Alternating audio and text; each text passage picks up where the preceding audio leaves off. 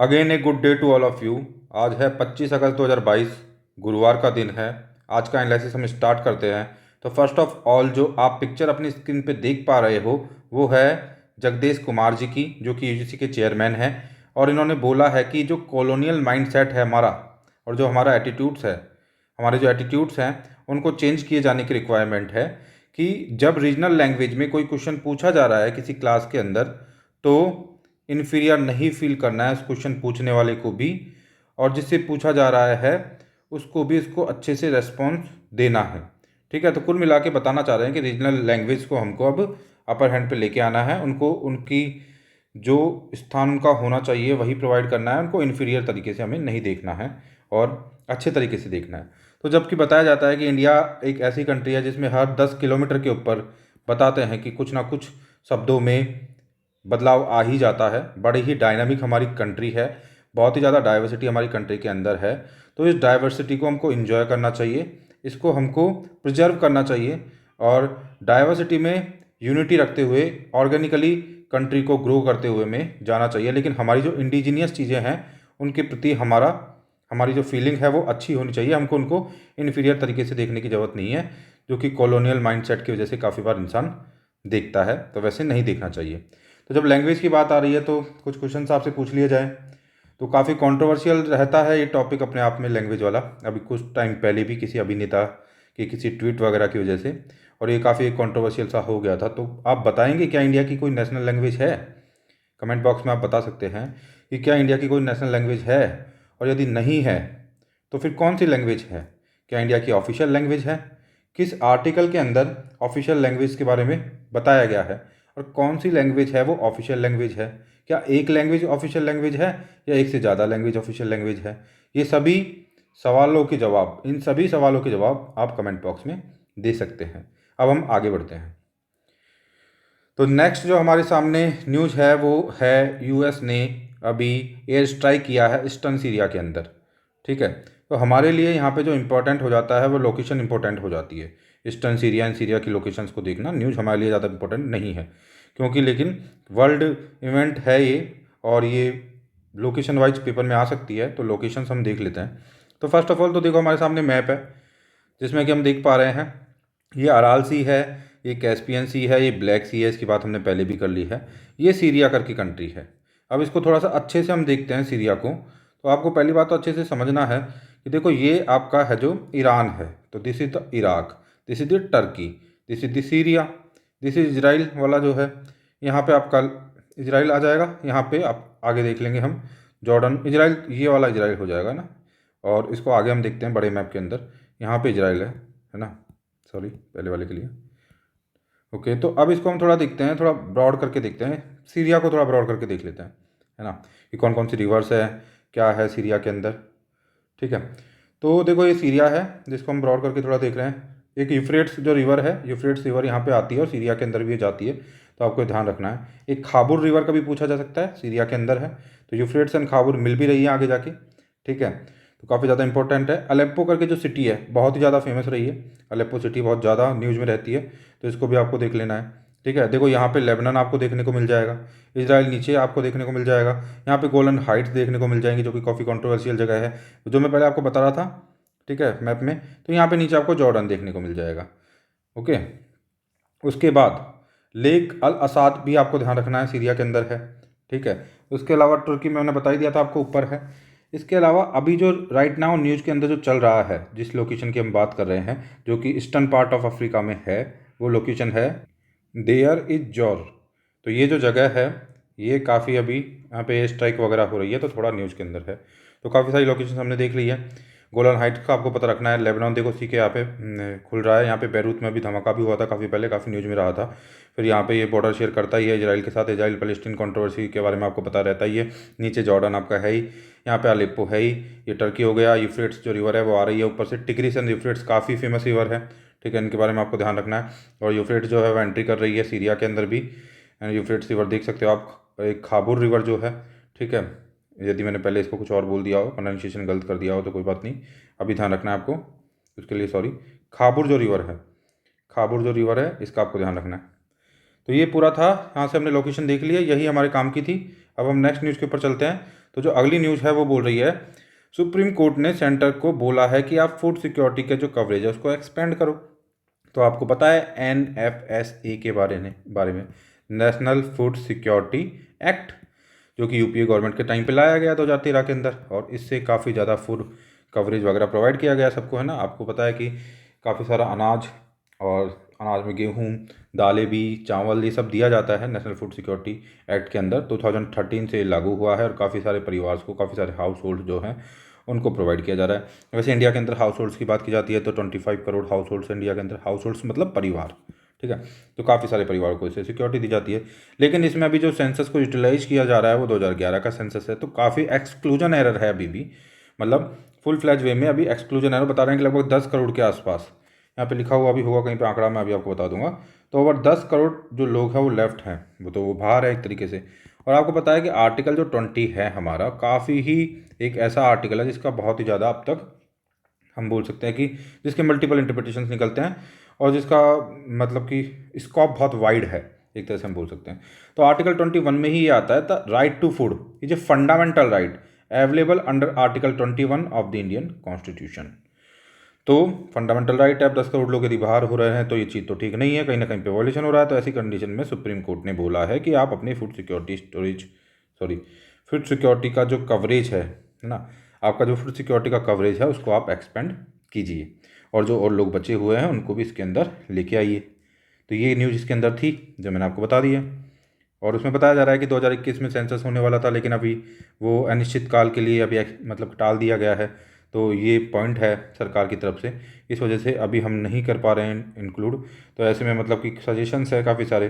तो ये प्रशांत भूषण जी जो थे वो केस लड़ रहे थे, पटिशनर जो थे उनकी तरफ से, पटिशनर जो थे वो अंजलि भारद्वाज ने, ये सब थे। तो इसमें कोर्ट ने माना है बिल्कुल इस पटिशन में कि ये बिल्कुल वैलिड पटिशन है, और the court found the petitions जो कंसर्न है, पेटिशंस की जो कंसर्न्स है वो जेन्युइन है और जस्टिफाइड है, ये कोर्ट ने बोला है।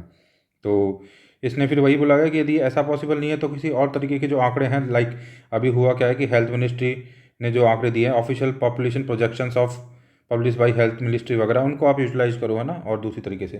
तो ये सब कुछ इसके अंदर था इस न्यूज़ के अंदर। अब हम ई श्रम जो पोर्टल है उसको देख लेते हैं, ये भी काफ़ी ज़्यादा न्यूज़ के अंदर था। तो कोर्ट ने डायरेक्ट किया है स्टेट्स को, इसके इसके अंदर भी न्यूज़ क्या है कि कोर्ट ने डायरेक्ट किया है स्टेट्स को कि जो कि अनेबल हो रहे हैं, जो कि एबल नहीं हो पाए हैं रजिस्टर करने के लिए अनऑर्गेनाइज वर्कर्स को, ठीक है, तो वो इनको रजिस्टर करे जल्दी से जल्दी, विद इन 6 मंथ्स, है ना, ऐसा बोला गया है।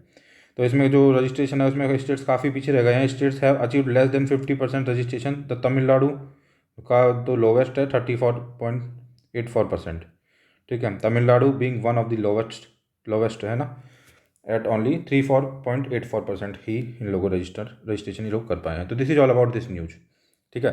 तो यहीं से हम लगे हाथ देख लेते हैं ई श्रम पोर्टल को भी। तो ई श्रम पोर्टल का एम क्या है? To register 38 crore unorganised workers such as construction labourers, migrant workers, street vendors, domestic workers among others. तो 38 करोड़ जो अनऑर्गेनाइज वर्कर्स हैं उनको कुल मिला के रजिस्टर करना ही ई श्रम पोर्टल का एम है। The workers will be issued an e Shram, जो 12 डिजिट का कार्ड होगा, याद रखना 12 डिजिट का ये यूनिक कार्ड है एक, ये उनको इशू किया जाएगा। तो ई श्रम पोर्टल के ऊपर यदि कोई रजिस्टर हो जाता है, ठीक है, कोई वर्कर, और यदि उसका एक्सीडेंट हो जाता है तो वो 2 लाख की, मतलब कि एक्सीडेंट हो जाता है उसका, एंड मीट्स एन एक्सीडेंट से मीट होता है ना, तो उनकी डेथ हो जाती है एक्सीडेंट की वजह से, दुर्घटना की वजह से, तो वो 2 लाख के लिए एलिजिबल हैं। और यदि परमानेंट डिसेबिलिटी हो जाती है तो 1 लाख रुपये के लिए वो एलिजिबल हो। और परमानेंट डिसेबिलिटी, हाँ ठीक है, यदि उनकी डेथ हो जाती है, परमानेंट डिसेबिलिटी हो जाती है, तो उनको 2 लाख का प्रोविज़न है, 2 लाख रुपये उनको दिए जाएंगे। और यदि उनकी पार्शियल डिसेबिलिटी हो जाती है तो उनको 1 लाख रुपये प्रोवाइड किया जाएगा। दिस इज ऑल अबाउट ई श्रम पोर्टल। अब नेक्स्ट न्यूज़ के ऊपर चलते हैं हम। Wind project addition to peak by 2024। तो इसके अंदर क्या बताया गया है, एक्चुअली में हो क्या रहा है कि हमारा विंड का जो अभी इंस्टॉलेशन वगैरह है वो काफ़ी डाउन आ चुका है, डिप आ चुका है। उसके पीछे बहुत ज़्यादा रीजन बताए जा रहे हैं, ठीक है। एक रीजन तो कोविड है अपने आप में, ठीक है, और दूसरा जो रीजन है मैं अभी आपको बता दूंगा। तो ये बता रहे हैं कि 2024 तक पीक पे चला जाएगा हमारा जो जो विंड प्रोजेक्ट का जो एडिशनल इंस्टॉलेशन वगैरह सब कुछ हो रहा है वो 2024 पे अपने पीक पे होगा और बाद में फिर डाउन होने लग जाएगा। तो इसके अंदर क्या क्या लिखा हुआ है इंपॉर्टेंट मैं बता देता हूँ आपको कि इंडिया की कमिटमेंट्स है कि काफ़ी सारा इंडिया को अभी अपना नॉन जो फॉसिल फ्यूल है उससे जनरेट करना है 2030 तक बहुत सारा अपना जो जनरेशन इलेक्ट्रिसिटी का रखना है, और हम शिफ्ट हो रहे हैं उस तरफ। तो अब तक केवल 40 गीगावाट ऑफ विंड, देखो मैं पहले आपको बता दूं, इंडिया के अंदर ओवरऑल इंस्टॉलेशन भी 1 साल पहले तक 380 गीगावाट के आसपास था। ठीक है, 380 गीगावाट का ओवरऑल क्या है इंस्टॉलेशन है पावर एनर्जी का, जिसमें से मैक्सिमम इंस्टॉलेशन वो भी थर्मल पावर का है। आपको यहाँ पे समझना होगा कि जितना इंस्टॉलेशन होता है उतना प्रोडक्शन नहीं होता है, क्योंकि इफिशिएंसी थर्मल पावर प्लांट की तो फिर भी हम बोल सकते हैं कि ठीक ठाक सी होती है, लेकिन जितने भी रिन्यूएबल एनर्जी की जितने भी सोर्सेज है वहाँ पे जो इफिशियंसी होती है वो इंस्टॉलेशन से कम होती है। इंस्टॉलेशन का मतलब होता है कि जैसे हमने 380 बताया, तो इसमें मतलब है कि 24 आवर्स और all the year, her time जब कुछ चलता रहेगा, ठीक है, तब जाके कितना प्रोडक्शन होगा। मतलब यदि हम फुल फ्लैज वे में चीज़ों को लेकर चलते हैं तब कितना प्रोडक्शन होगा, उसे इंस्टॉलेशन बोलते हैं। ठीक है, यदि ओवरऑल हम देखें तो यदि ये ऑल टाइम वर्क करता है तो। लेकिन आपको पता है कि जैसे सोलर एनर्जी की बात करें हम, तो वो तो बहुत कम टाइम के लिए अवेलेबल हो पाती है, विंड भी कंटिन्यूसली तो चल नहीं पाती है, तो ऐसी कंडीशन में इंस्टॉलेशन से प्रोडक्शन हमेशा कम होता है। तो अभी तक हमारे यहाँ पे 40 gigawatt of wind power capacity has been establish, अब तक केवल 40 गीगावाट विंड पावर एनर्जी को एस्टेब्लिश किया गया है। अब हम इसको बढ़ाएंगे, अभी बता रहे हैं कि 2017 के बाद से काफ़ी डाउन आ गया है, डिप आ गया है ये। तो कुछ रीजन्स रहे हैं, उसमें से एक रीजन तो कोविड रहा है ना, जिसकी वजह से सप्लाई चेन डिसरप्शन हो गया, जिसकी वजह से जो इनको बनाने के लिए रॉ मटेरियल की रिक्वायरमेंट थी, कंपोनेंट जो चाहिए थे वो नहीं मिल पाए।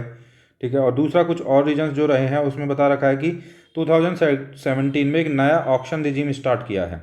मतलब इस तरीके से इन पावर प्लांट्स को ऑक्शन किया जाएगा, है ना। तो ऑक्शन रिजीम जब स्टार्ट किया गया तो उसके साथ कुछ इशू रहे, तो इसमें ऑर्डर्स तो बहुत सारे आ गए और कंपिटिटिव बिड्स है ना बहुत ज़्यादा हो गई, और उस वजह से भी एक बॉटलनेक सा क्रिएट हुआ है। साथ ही में काफ़ी हद तक ये केवल गुजरात और तमिलनाडु वाला जो इलाका है ना वहीं पे बहुत ज़्यादा उसी एरिया तक रेस्ट्रिक्टेड रह गए हैं ये प्रोजेक्ट काफ़ी हद तक, है ना। तो ये भी अपने आप में इसने भी एक प्रॉब्लम क्रिएट की है। तो अभी 2024 तक हम जाएंगे और पीक पे पहुंचेगा। अब ये जो प्रोजेक्ट फ्रेश प्रोजेक्ट होंगे वो पीक पे पहुंचेंगे, और जो जो डिले आ रहा है उसको भी काफ़ी तेज़ी से कंप्लीट किया जाएगा। फिर बता रहे हैं कि आफ्टर 2024 फिर ये जो सोलर पावर प्लांट है ये हाइब्रिड टाइप हो जाएंगे, मतलब विंड प्लस सोलर स्टार्ट होगा, हाइब्रिड प्रोजेक्ट स्टार्ट होंगे, ताकि both system are install on a piece of land. मतलब विंड पावर प्लांट और सोलर पावर प्लांट दोनों को एक पीस ऑफ लैंड के ऊपर इंस्टॉल किया जाएगा to generate power through the day, पूरे दिन भर पावर को कंटिन्यूसली अचीव करने के लिए। ठीक है, ताकि ऑल टाइम, मान लो दिन में यदि हवा की रफ्तार कम है तो जो आपके सोलर पैनल्स है वो एनर्जी जनरेट कर देंगे, और फिर रात में यदि मान लो हवा चल रही है तो वहाँ से एनर्जी जनरेट हो जाएगी, तो कंटिन्यूसली एनर्जी मिल पाए, ऐसी संभावनाएं बन पाएँ। ठीक है, इसके लिए हाइब्रिड जो है प्रोजेक्ट लेके आएंगे 2024 के बाद, और वो विंड सोलर हाइब्रिड जो प्रोजेक्ट होंगे उनके ऊपर ज़्यादा फोकस रहने वाला है। तो मैंने बता दिया सब कुछ आपको। अब हम मनरेगा के बारे में देख लेते हैं। ठीक है, मनरेगा जो है काफ़ी फेमस स्कीम है, महात्मा गांधी राष्ट्रीय ग्रामीण रोजगार गारंटी अधिनियम, Mahatma Gandhi national rural employment guarantee act. ठीक है, तो ये क्या है इसको देखते हैं अच्छे से। तो देखो मनरेगा से क्या क्या चीज़ें इंश्योर होती है। देखो मनरेगा से असेट क्रिएशन होता है, ठीक है, मनरेगा से एम्प्लॉयमेंट जनरेशन होता है, मनरेगा से क्रिएशन ऑफ सस्टेनेबल असेट्स होता है, मनरेगा से रिडक्शन इन पॉवर्टी होता है, फाइनेंशियल इंक्लूजन ऑफ पुअर्स होता है, मनरेगा से reduction in distress and migration होता है, मनरेगा से upliftment of the marginalise sections SC and ST होता है, एम्पावरमेंट ऑफ वुमेन होता है, और इंक्रीज इन एग्रीकल्चर वेजेज होता है। तो कितने सारे मनरेगा के फ़ायदे हैं। ठीक है, इंक्रीज इन एग्रीकल्चर वेजेज। तो अब हम देखते हैं प्रोविजंस क्या है मनरेगा के। तो MNREGA is one of the largest, MNREGA को हम पढ़ रहे हैं, काफ़ी इंपॉर्टेंट है, हर टाइम इंपॉर्टेंट रहता है, तो इसको इस सारी प्रोविजंस को अच्छे से जान लेना आपके लिए ज़रूरी है।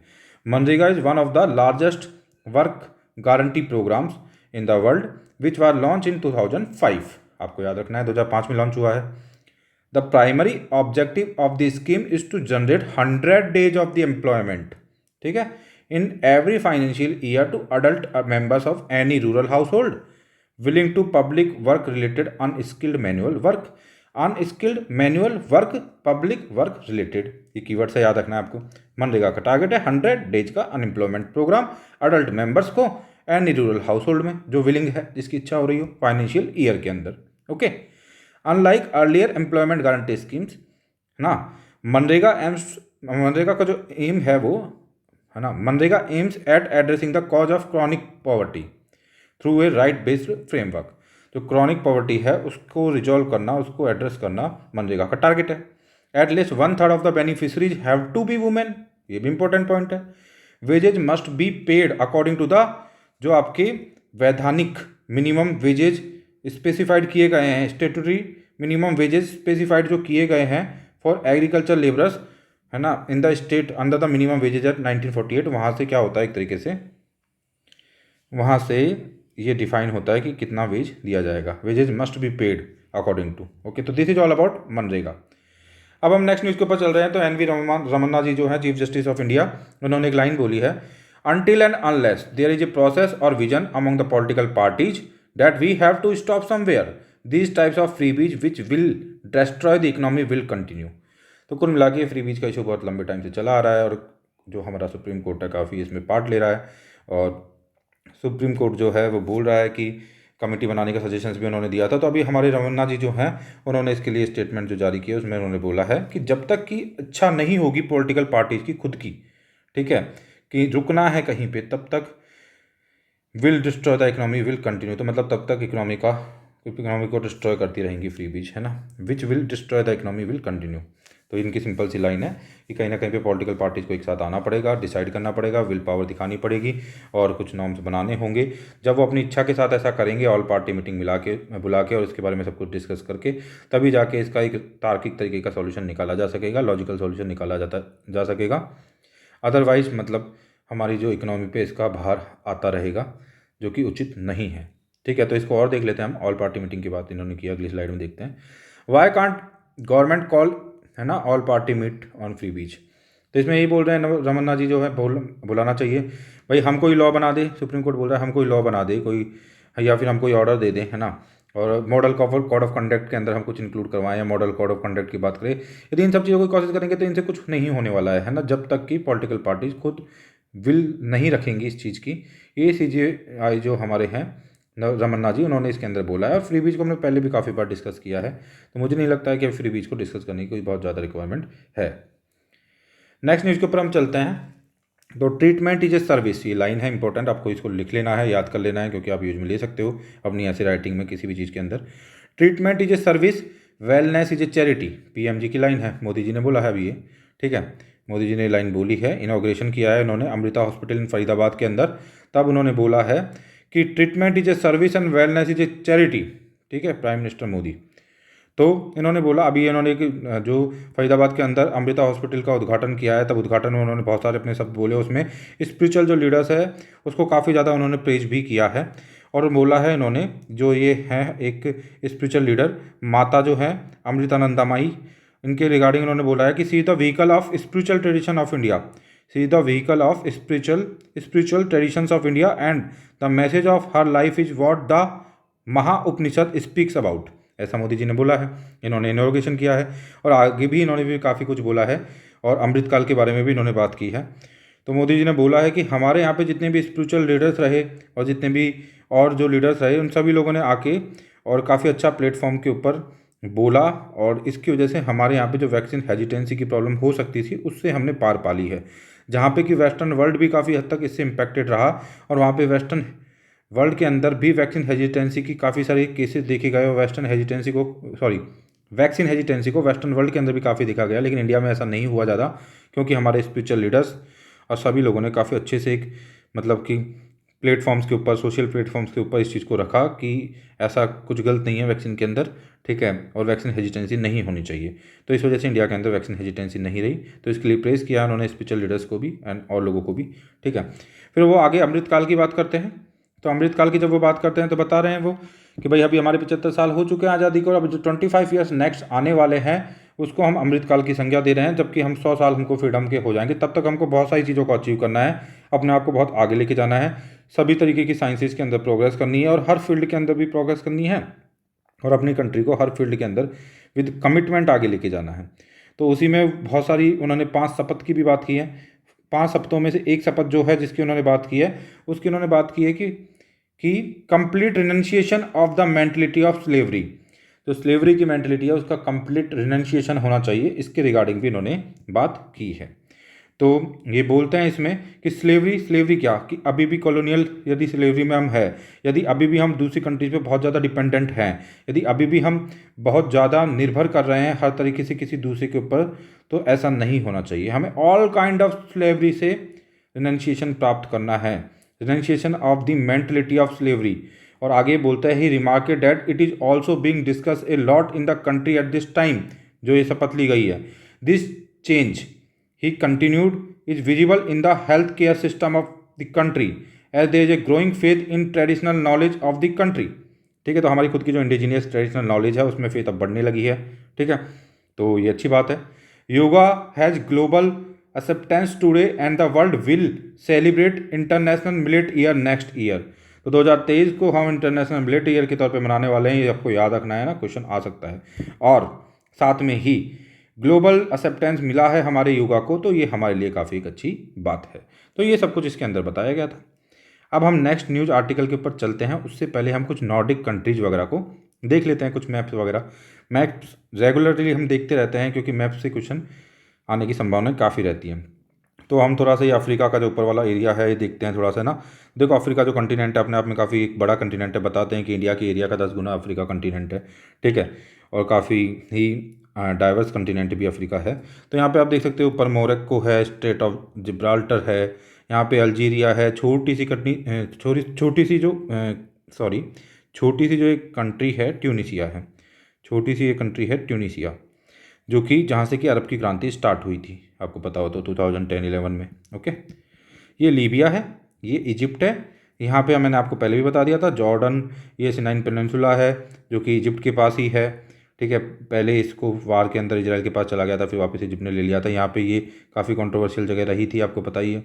ठीक है, मतलब ये कंट्रोवर्शियल नहीं, ये पूरा जो है ये सिनाइन पेनिनसुला जो है ये अब इजिप्ट के पास, आपको ये ध्यान रखना है। सीरिया, लेबनान, जॉर्डन, ठीक है, इजराइल, टर्की, इन सब का हमको पता है। चलो, ये हमने पहले भी देख लिया था। अब हम दोबारा देखते हैं नॉर्डिक कंट्रीज को। तो देख लो, नॉर्वे, ठीक है, स्वीडन, फिनलैंड, डेनमार्क, और ये Iceland. Iceland I think Denmark का ही पार्ट है, आप देख लेना एक बार, है ना। तो आइसलैंड डेनमार्क का ही पार्ट है, I think, I am not sure, but आप देख लेना थोड़ा, यदि कुछ और हो तो आप गूगल करके देख लेना। ओके, सो नॉर्वे ये काफ़ी पीसफुल कंट्रीज़ हैं। ठीक है, यहाँ का क्लाइमेट, एटमॉस्फेयर सब काफ़ी डिसेंट है, काफ़ी ज़्यादा ह्यूमन डेवलपमेंट इंडेक्स एंड सब चीज़ों के अंदर, और हैप्पीनेस वगैरह सब में इनका पैरामीटर्स काफ़ी हाई रहते हैं, और ये नॉर्डिक कंट्रियाँ हैं। ठीक है, तो साथ में यदि हम देखना चाहें तो देखो, नॉर्डिक कंट्रियाँ जैसे हमने देख ली हैं 1 2 3। ठीक है, यहाँ पे जो है बाल्टिक सी है, this is the North Sea, this is the Norwegian Sea, Norwegian Sea है, ये नॉर्वेजियन सी है। उसके बाद यहाँ पे ये सब देख लेना, इंग्लिश चैनल है। यहाँ पे स्ट्रेट ऑफ जिब्राल्टर का आपको याद रखना है। ठीक है, और इसके बाद ये पता ही है आपको पूरा, है ना, यू कैन ऑल। उसके बाद यहाँ पे बे ऑफ बिस्के है, तो बे ऑफ बिस्के का भी आपको याद रखना है थोड़ा सा, इंग्लिश चैनल का भी याद रखना है। तो ये this is all about like this map and all. ठीक है, देखो हेलनेस्की है। ठीक है, ये जो है यहाँ पे नीचे यदि आप देखोगे फिनलैंड के अंदर।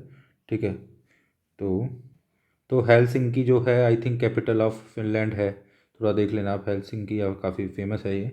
ठीक है, तो this is all about like this map.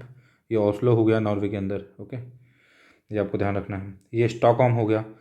ठीक है, तो ये तीनों कैपिटल हमने देख लिए हैं अच्छे से, है ना, और तीनों बिल्कुल एकदम बॉर्डर पे ही आ रहे हैं, तो इनको भी आपको देख लेना है। यहाँ पे फिर आपको दिख रहा है Estonia, Latvia, Lithuania, Poland, Germany. Okay, तो this is all about this map. अब हम नेक्स्ट न्यूज़ के ऊपर चलते हैं। तो कुछ न्यूज़ इन नंबर्स है, तो इनको आप देख लेना, है ना, आपके पीडीएफ आपको मिल जाएगी, तो ये ज़्यादा इंपॉर्टेंट नहीं है। यहाँ पे मैं बता देता हूँ थोड़ा, है ना, कि काफ़ी सूखा पड़ रहा है यूरोप के अंदर, कुछ एक्सट्रीम वेदर इवेंट्स हो रही हैं, एक तरह से हम बोल सकते हैं। कुछ अब नॉर्मल हो रहा है, जब तक नहीं होता था, क्योंकि यूरोप के अंदर ज़्यादातर टेम्परेचर जो है ज़्यादातर इतना ज़्यादा जाता नहीं है, लेकिन अभी चला गया है टेम्परेचर काफ़ी ज़्यादा। और बता रहे हैं कि 27 जो नेशंस है यू के अंदर, वो ड्रॉट प्रॉन है, एक तरह से अभी ड्रॉट के अंदर आ रहे हैं। Almost half of the 27 nation, sorry not सभी देश नहीं, हाफ ऑफ द 27 नेशन जो है वो ड्रॉट जो वार्निंग्स है उनमें आ रही है कंडीशन में, और उनकी कंडीशंस है ना ख़राब हो रही हैं, और ड्रॉट की वार्निंग है उनके अंदर, like Belgium, France, Germany, Hungary, Ireland, Italy, Luxembourg, the Netherlands, Portugal, Romania, Spain and all that. तो ये देख लेना आपको ना। उसके बाद अभी देखते हैं कि अभी और असिस्टेंट एंड एड प्रोवाइड किया गया है यूक्रेन को अमेरिका की तरफ से $2.98 बिलियन का। तो आपको पता होना चाहिए कि $1 बिलियन अभी करेंसी एक्सचेंज रेट के हिसाब से लगभग 8,000 करोड़ के आसपास है। ठीक है, तो इससे आपको पता चल जाएगा कि लगभग 24,000 करोड़ रुपीज़ का असिस्टेंट प्रोवाइड किया गया है। क्योंकि अभी यूक्रेन के जो फ्रीडम इंडिपेंडेंस डे आने वाला है, तो उसमें थोड़ा सा हो सकता है कि कुछ चीज़ें गलत ना हो जाए। ठीक है, तो इसके रिगार्डिंग काफ़ी असिस्टेंस वगैरह दिया जा रहा है। लॉन्ग टर्म असिस्टेंस है ये, कि मतलब एक तरह से लंबा सस्टेन कर पाए यूक्रेन इसके थ्रू, इस वजह से असिस्टेंस दिया जा रहा है। फिर ये एक न्यूज़ है कि एनडीटीवी हमारे काम की इतनी ज़्यादा नहीं है, एनडीटीवी है ना स्टॉक्स जूम कर गए हैं एकदम से, एनडीटीवी के स्टॉक्स जो है हाई चले गए हैं, तो वो न्यूज़ है, इतना काम की हमारे लिए न्यूज़ नहीं है ये। अब हम दो एडिटोरियल उनको देख लेते हैं, सिंपल से एडिटोरियल्स हैं। पहले तो है कीप इट सिंपल, ठीक है, तो ये क्या है, any mandatory linking of Aadhaar to the voter ID is problematic. तो आपको सिंपल सी बात पता है कि अभी आधार और वोटिंग आईडी के लिंक करने के लिए कैंपेन चल रहे हैं, तो इसमें बताया जा रहा है कि any mandatory linking of the Aadhaar to the voter ID is problematic, यदि मैंडेटरली आप ऐसा करवाते हो तो ये प्रॉब्लमेटिक रहेगा। तो दिसंबर 2021 के अंदर लोकसभा में पास किया गया इलेक्शन लॉज अमेंडमेंट बिल, जिसमें कि बोला गया कि वोटर आईडी को आधार नंबर से अटैच करना है, कनेक्ट करना है, ठीक है, दोनों को। इसमें क्या करना है, इससे क्या होगा, इसका प्रोविजन, इसका रीजन बताया गया कि इससे क्या होगा, order to avoid errors such as voter duplication के एरर इससे हट जाएगी, है ना, voter duplication on electoral rolls जो है, इलेक्ट्रल रोल जो है उसकी एरर इससे हट जाएगी।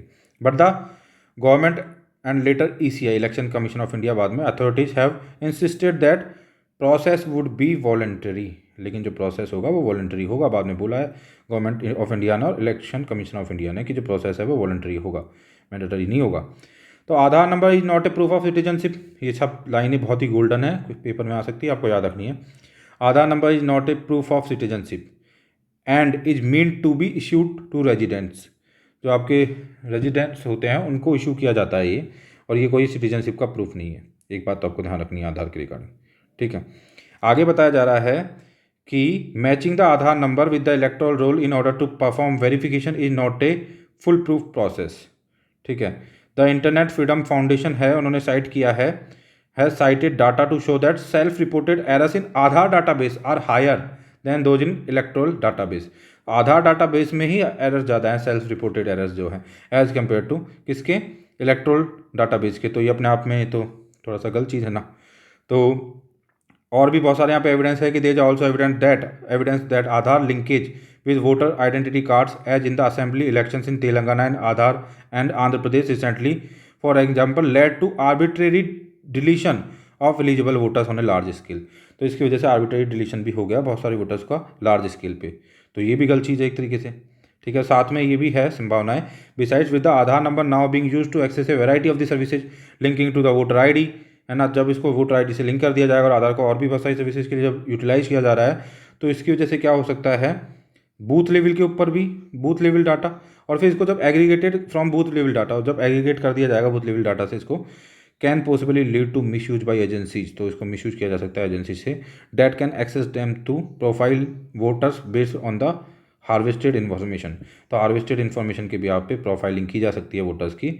और the absence of the data protection law, अभी एब्सेंस है डाटा प्रोटेक्शन लॉ का, है ना, तो इसका संभावना बहुत ज़्यादा है, ठीक है, कि ऐसा हो जाए। और फिर मिसयूज भी किया जा सकता है, मैनिपुलेट किया जा सकता है वोटर्स के वोट को, उनको इन्फ्लुएंस किया जा सकता है, ये सभी चीज़ें हो सकती हैं, तो ये सब चीज़ें गलत हैं, ठीक है। तो यही था इस एडिटोरियल के अंदर, है ना। अब नेक्स्ट एडिटोरियल पे चलते हैं, ज़्यादा काम का नहीं है, मेन पॉइंट इसका मैं बता देता हूँ आपको। एक कंपटीशन अमेंडमेंट बिल आया है 2022, ठीक है। तो हालांकि कंपटीशन का जो बिल है वो काफ़ी पुराना है, 2002 का है। The Indian competition act was pass in 2002, sorry bill नहीं एक्ट, अभी बिल आया है, एक्ट 2002 का है, ध्यान रखना है आपको, ओके। तो जो है एक्ट है, the Indian competition act was pass in 2002 but it came in to effect only 7 years later, 7 साल बाद ये इफेक्ट में आया था। The competition commission primarily pursues 3 issues of anti competitive practice in the market, anti competitive arguments, abuse of the dominance and combinations। तो ये सारे काम होते हैं एक तरीके से हम बोल सकते हैं कंपटीशन कमीशन के, और वे इंश्योर करता है कि फेयर चले मार्केट के अंदर डोमिनेंस ना क्रिएट हो, ठीक है, और एंटी कम्पिटिटिव एग्रीमेंट्स वगैरह इन सब चीज़ों का, और अब्यूज ऑफ डोमिनेंस वगैरह इन सब चीज़ को इंश्योर करता हुआ हमारा ये क्या चलता है, कंपटीशन कमीशन। तो यहाँ पे कुछ अमेंडमेंट्स की बात की गई है, और वो अमेंडमेंट्स क्या है, what is the major change in dealing with the new age market combinations, ठीक है। तो जो नई चीज़ें जो लाई गई हैं बिल के अंदर वो क्या है, सेक्शन 5 करंटली से, अभी जो सेक्शन 5 है उस एक्ट का वो बोलता है parties indulging in the merger acquisition amalgamation, ठीक है, ये सभी में need to notify the commission of the combination only on the basis of asset and turnover. तो अभी तक ये क्या था कि असेट और टर्नओवर के, देखो ये कीवर्ड्स हो सकते हैं और ये आ सकते हैं, असेट एंड टर्नओवर के बिहाफ पे ही जो मर्जर हो रहा है, एक्विजिशन हो रहा है, सब कुछ जो हो रहा है उसको नोटिफाई जब करेगा कमीशन को, वो कमीशन ऑफ द कॉम्बिनेशन को, तो असेट एंड टर्नओवर को बेसिस रखा जाएगा। नए बिल के अंदर बताया गया कि डील वैल्यू को लिया जाएगा उसकी, मतलब इसमें टू ऐड, इसमें डील वैल्यू भी ऐड होगी। New bill propose to add a deal value threshold, तो डील वैल्यू को ऐड, तो ये एक तो नई चीज़ आई है, ठीक है। और क्या आया है इसके अलावा, तो इसमें आगे लिखा गया it will be mandatory to notify the commission of any transaction with a deal value is exceeding 2000 crore, ठीक है। तो इसको आपको नोटिफाई करना है एक तरीके से। और ये जो इंपॉर्टेंट चीज़ है मैं बता देता हूँ, फालतू चीज़ों को बताने में कोई मतलब नहीं है। और पहले क्या हुआ करता था, कमीशन को 210 दिन होते थे इसको अप्रूव करने के लिए, है ना, इन चीज़ों को अप्रूव करने के लिए। अब वो 210 दिन को बोल रहे हैं कि थोड़े प्रोसेस को फास्ट करने के लिए 150 दिन में ही करो इसको, और 30 दिन का आप फिर बाद में कंजर्वेटरी पीरियड दे सकते हो। तो ये भी एक मतलब कि अमेंडमेंट है ना, उस बिल के अंदर लिखा गया है कि ये भी प्रपोज अमेंडमेंट है ये भी, है ना। तो उसके बाद एक बहुत ही इंपॉर्टेंट कीवर्ड है गन जंपिंग, क्या होती है, हाँ ये पेपर में आ सकता है ना, व्हाट इज गन जंपिंग, ठीक है। इस वजह से इंपॉर्टेंट हो जाता है, थोड़ा देख लो आप ना। तो इसमें क्या होती है, party should not go ahead with a combination prior to its approval, मतलब जो पार्टी मर्जर एक्विजिशन वगैरह सब कुछ कर रही हैं आपस में, उनको क्या है, कॉम्बिनेशन के साथ नहीं जाना है उसके अप्रूवल से पहले। If the combining parties, combining जो पार्टीज है, combining parties close a notified transaction before the approval, ठीक है, क्या करती हैं, close a notified transaction before the approval और हैव कंज्यूमेटेड, ठीक है, a reportable transaction without being into the commission's knowledge, ऐसा यदि कुछ भी वो करते हैं तो इसे गन जंपिंग बोली जाती है। इस लाइन को आपको ध्यान रखना है। फिर मैं बता देता हूँ, party should not go ahead with a combination prior to the approval, prior to its approval, if the combining parties close a notified transaction, ठीक है, if the combined parties close a notified transaction, ठीक है, before the approval, notified transaction before the approval और have consummated a reportable transaction without bringing it to the commission's knowledge, it is seen as gun jumping। तो इस चीज़ को ध्यान रखना है ना, ये आ सकता है गन जंपिंग जो है पेपर के अंदर। The penalty for gun jumping was a total of 1% of the assets और टर्नओवर, ठीक है। The penalty for gun jumping was 1%। This is now propose, अब इसको अंदर क्या प्रपोज किया गया है, this is now propose to be 1% of the deal value. तो ये भी प्रपोज किया गया है नया, जो कि 1% ऑफ द असेट और टर्नओवर हुआ करती थी, उसको प्रपोज किया गया है ना। उस एक्ट के अंदर जो 1% of the asset and turnover है ना, तो एक्ट के अंदर तो इतना है। अभी जो अमेंडमेंट बिल आया है उसमें अब इतना प्रपोज किया है डील वैल्यू का, 1% ऑफ डील वैल्यू। तो आई थिंक हाँ, तो होगा क्या, by implementing these amendments the commission should be better equipped to handle certain aspect of new age market and transform its functioning to be more robust. तो कुल मिला के market काफ़ी तेज़ी से चेंज हो रहा है, तो उसको अच्छे से हैंडल करने के लिए कुछ ही इस तरीके के अमेंडमेंट्स ज़रूरी है। कुछ बिल को नए तरीके के कुछ अमेंडमेंट्स ला के उसको और रोबस्ट बनाया जाना और अच्छा बनाया जाना ज़रूरी है, ताकि जो आपका कमीशन है वो बेटरली परफॉर्म कर पाए, ठीक है। तो यही था इस एडिटोरियल के अंदर। इसी के साथ हमारा आज का एनालिसिस समाप्त होता है। धन्यवाद।